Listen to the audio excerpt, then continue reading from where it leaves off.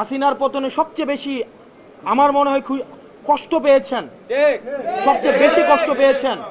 তিনি হচ্ছেন রুমিন ফারহানা, যারা আওয়ামী লীগ থেকে বেশি আওয়ামী লীগ, বিএনপির আওয়ামী লীগ বিষয়ক সম্পাদক যারা রয়েছেন তাদের মধ্যে অন্যতম রুমিন ফারহানা আওয়ামী লীগের সুবিধাভোগী, আওয়ামী লীগের ফ্ল্যাট ভোগী। আমরা আজকে যে ন্যাক্কারজনক যে ঘটনাটির পুরো বাংলাদেশ যেটি সাক্ষী হয়েছে,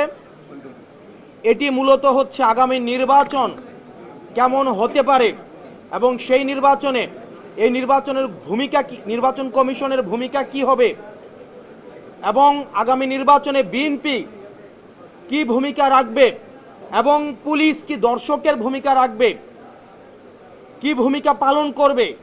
সেটির আজকে প্রমাণ হয়ে গিয়েছে।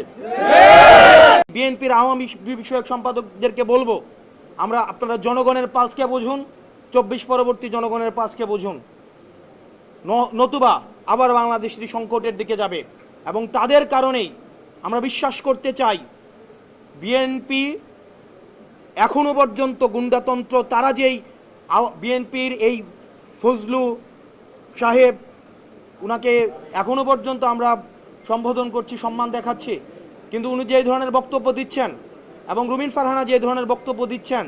যে ধরনের কার্যক্রম পরিচালনা করছেন, আমরা ধরে নিব এগুলো হচ্ছে বিএনপির হাইকমান্ডের ইনস্ট্রাকশন। এবং আজকের নির্বাচন কমিশনে যেই ঘটনাটি ঘটেছে সেই বিষয়ে বিএনপি কি অবস্থান নেয়